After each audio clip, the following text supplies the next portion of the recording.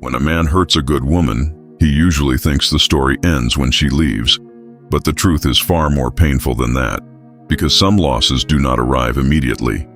They arrive later, when the silence becomes louder than the arguments, when the absence becomes heavier than the presence, and when the person he took for granted becomes the standard by which every future connection is measured. Have you ever looked back at someone and realized their value only after they were gone? Not because they changed, but because distance finally revealed what proximity had hidden. A good woman rarely leaves after the first disappointment. She stays through misunderstandings. She stays through emotional storms. She stays through moments when leaving would have been easier than loving. And that is exactly why many men fail to recognize her worth. What is always available often becomes invisible. What is constantly given begins to feel ordinary, until one day it is gone. And that is where today's story begins. Not with a breakup, not with betrayal, not even with regret, but with a mistake so common that millions of men make it without realizing it. A mistake that slowly destroys something priceless. Because hurting a good woman does not always create immediate consequences. Sometimes life waits. Sometimes the lesson arrives years later, and when it arrives, it carries a weight that no apology can fully remove. In this video, we will explore what truly follows when a man wounds the heart of a woman who genuinely loved him, not through revenge, not through karma in the dramatic sense, but through the quiet psychological laws that govern human connection. And by the end, you may discover that the deepest consequences are not suffered by the person who was hurt. They are often suffered by the person who caused the pain. Part 1. The day she stops explaining. The most dangerous moment in a relationship is not when a woman cries. It is when she becomes quiet. Most men misunderstand the meaning of emotional silence. They believe peace has finally arrived. The arguments have stopped. The complaints have disappeared. The tension seems gone. But often, what has actually disappeared is hope. A good woman does not complain because she enjoys conflict. She complains because she still believes the relationship can be saved. Every difficult conversation is evidence of emotional investment. Every tear is proof that she still cares. Every attempt to explain her pain is an attempt to build a bridge. But something changes when that pain repeatedly goes unheard. Imagine knocking on a door for months. At first, you knock gently, then louder, then desperately. And eventually, your hand becomes tired. Not because nobody is inside, but because nobody opens. That is what happens emotionally. A good woman reaches a point where explaining herself feels pointless. She stops repeating what hurts her. She stops asking to be understood. She stops trying to convince someone to value what they already have. And when that happens, many men mistakenly feel relieved. The house is quiet. The storm has passed. The tension is gone. Yet they fail to realize that silence is sometimes the final stage of disappointment. Carl Jung once suggested that what we resist persists, and many men resist listening because listening requires responsibility. It requires acknowledging that someone's pain may have been caused by our actions, so they avoid, delay, dismiss, deflect, until eventually the woman who once fought for the relationship stops fighting entirely. And that is the tragedy. Because the opposite of love is not hatred, it is indifference. The moment she stops explaining may be the moment her heart quietly begins to leave long before her body does. And by the time many men notice the distance, she has already spent months grieving while standing right beside them. Part 2. When her love turns into a lesson. The cruelest truth is this: sometimes a man does not understand the value of a good woman until another woman fails to love him the way she did. There is a strange phenomenon that happens after the loss of a genuinely good woman. At first, many men feel freedom. The relationship that once felt demanding is gone. The responsibilities disappear. The difficult conversations stop. There is space, silence, relief. Or at least what appears to be relief. But time has a way of exposing truths that emotions initially hide. Days become weeks, weeks become months, and eventually life introduces new people, new conversations, new relationships, new possibilities. Yet something feels different, not because every woman is the same, but because a good woman leaves behind a standard that cannot easily be replaced. A man may discover that loyalty was rarer than he thought, patience was rarer than he thought, understanding was rarer than he thought. The emotional safety he once received so naturally suddenly becomes difficult to find. And that is when memory begins its work. Not the fantasy version of memory, the honest version, the version that revisits old moments and reveals details that were invisible at the time. The way she listened when nobody else did, the way she stayed during difficult seasons, the way she believed in him when he doubted himself, the way she loved him beyond his achievements. Many men spend years chasing excitement only to realize they lost something far more valuable: peace. The philosopher Arthur Schopenhauer observed that people rarely recognize happiness while they possess it. They recognize it only after it has become a memory. And relationships often follow the same law. What was once ordinary suddenly becomes extraordinary in hindsight. What felt common reveals itself as rare. What felt replaceable proves irreplaceable. This realization creates a particular kind of regret. Not the regret of losing someone, but the regret of finally understanding someone too late. Because there is a difference. Losing someone can happen through circumstances. Failing to appreciate someone happens through blindness. And blindness always hurts more when sight finally returns. The painful irony is that the woman who loved him may no longer need the apology he wants to give. She has already transformed her suffering into wisdom. She has already rebuilt herself. She has already learned the lessons that pain came to teach.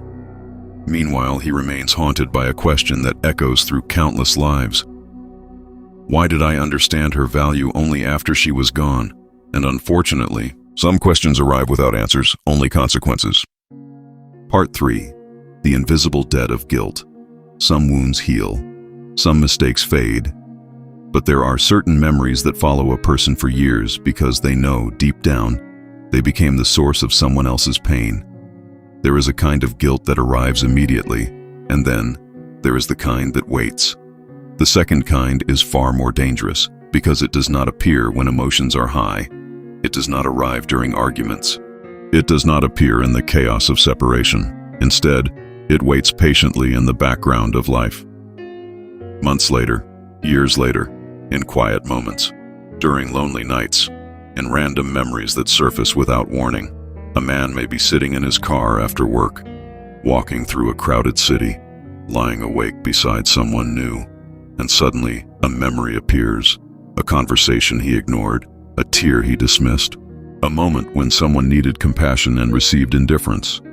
And for a brief second, he sees the situation differently, not through the eyes of his younger self, but through the eyes of maturity. And that changes everything. Because maturity often means recognizing the pain we caused that we were too immature to understand at the time. The ancient Stoics believed that character is revealed not by what happens to us, but by what we do to others. Most people fear being betrayed. Few people ask themselves whether they have ever become the betrayer. Most people fear being abandoned. Few people examine the moments when they emotionally abandoned someone who loved them. This is where guilt begins, not as punishment, but as awareness. Awareness is one of life's harshest teachers, because once you truly understand the impact of your actions, ignorance is no longer available as a refuge. You cannot unknow what you now know. You cannot return to the comfort of misunderstanding. And so the mind begins revisiting old chapters, not because it enjoys suffering, but because it seeks resolution. Psychologists sometimes refer to this as unfinished emotional processing. The mind returns to experiences that carry unresolved meaning. It searches for understanding, for closure, for peace. Yet some experiences refuse to provide easy closure, especially when the person we hurt deserved better than what we gave. That realization creates what could be called an invisible debt. Not a debt owed through money, not a debt owed through obligation, but a debt owed to conscience. A quiet recognition that someone offered genuine love and received unnecessary pain in return. And conscience is difficult to silence. A person can distract themselves with work, success, relationships, entertainment, achievements. Yet unresolved guilt often survives every distraction, because it is not asking for attention, it is asking for truth. The philosopher Friedrich Nietzsche once wrote that invisible threads are often the strongest ties, and guilt creates exactly such a thread. A connection between the past and the present, a reminder that every action leaves an imprint somewhere, especially actions involving the human heart. The deepest consequence of hurting a good woman is not that she remembers forever. Often she eventually heals, she grows, she rebuilds, she discovers her strength. The deeper consequence is that the man eventually becomes fully aware of what he destroyed, and awareness can become a burden heavier than loss itself, because losing something valuable is painful. But realizing you were the reason it was lost, that is a different kind of sorrow entirely. Part 4. What happens after she heals? The final consequence is not watching her leave. The final consequence is watching her become someone who no longer needs you. There is a moment that many men never prepare for, not because they cannot imagine it, but because they secretly assume it will never happen. They assume that no matter how much time passes, a part of her heart will always belong to them. A part of her will always be waiting, always hoping, always remembering. But healing changes people, and that is where the final lesson begins. At first, a wounded woman carries the weight of the relationship everywhere she goes. She questions herself, questions her worth, questions the memories, questions whether the love she gave was ever truly seen. For a while, her world may feel smaller, darker, heavier. But pain has a strange relationship with growth. When faced honestly, suffering often becomes transformation. The woman who once cried herself to sleep begins rebuilding. The woman who once begged to be understood begins understanding herself. The woman who once searched for validation begins discovering her own value, slowly, quietly, without applause, without announcements, without anyone noticing. A new version of her starts emerging, and that version is different. Not colder, not crueler, simply wiser. She learns boundaries. She learns self-respect. She learns that love should not require constant self-sacrifice. Most importantly, she learns that her happiness cannot depend on someone else's ability to appreciate her. This is the point where life creates its greatest irony. The man who hurt her often begins reflecting just as she begins healing. The moment he starts remembering her value is often the same moment she stops needing his recognition. The moment he wants another chance is often the moment she has finally made peace with the ending. And that timing feels almost poetic. Not because life is trying to punish anyone, but because growth follows its own schedule. A flower does not bloom because someone suddenly notices it. It blooms because it is finally ready, and human beings are no different. The healed woman becomes living proof that pain did not destroy her. It refined her. What once broke her eventually built her. What once wounded her eventually awakened her, and perhaps that is the most powerful transformation of all, because the person who was hurt becomes stronger, while the person who caused the hurt is left facing the reflection of their own choices. The ancient philosopher Lao Tzu wrote that when you realize you have enough, you are truly rich. A healed woman eventually realizes something profound. She was enough all along. She was never asking for perfection. She was asking for reciprocity, respect, care, presence. And once she understands her own worth, she no longer chases people who fail to see it. That chapter closes forever, not with anger, not with revenge, but with peace. And peace is often the strongest form of closure. Because peace means the past no longer controls the present. It means the wound has become wisdom. The scar has become strength. The lesson has become freedom. And that is when the story reaches its final truth. When a man hurts a good woman, the greatest consequence is not that she suffers. Suffering is temporary. The greatest consequence is that one day she heals. One day she smiles without him. One day she builds a life that no longer revolves around his presence. One day she becomes a stranger carrying lessons he helped create but can no longer share. And in that moment he understands something that countless people throughout history have learned too late. The rarest people in our lives are not the ones who impress us. They are the ones who stand beside us, believe in us, and love us when we are difficult to love. And if we fail to value them while they are here, life has a way of teaching us their worth through absence. By then, the lesson is clear, but the opportunity is gone. Before you leave this video, consider one question. Who in your life is still trying? Who is still showing up? Who is still offering patience, understanding, and love despite disappointment? Because relationships rarely collapse in a single moment.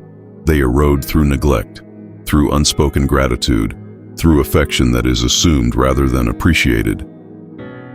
The tragedy of life is not always losing people. Sometimes the tragedy is realizing their value only after they become a memory. If someone good is still standing beside you today, appreciate them while you can. Listen while they are still speaking. Love them while they are still present. Because one of the harshest lessons life teaches is this: the things we take for granted today often become the things we miss tomorrow. And sometimes the greatest pain is not being hurt by someone, it is becoming the person who caused the hurt. If this message resonated with you, take a moment to reflect, not on who hurt you, but on whether there is someone whose value you have overlooked. Because wisdom begins the moment we stop asking, "Why did this happen to me?" and start asking, "What can this teach me about how I love, how I live, and how I treat the hearts entrusted to my care?" Some lessons arrive through words, others arrive through loss. Choose the lesson before life chooses it for you.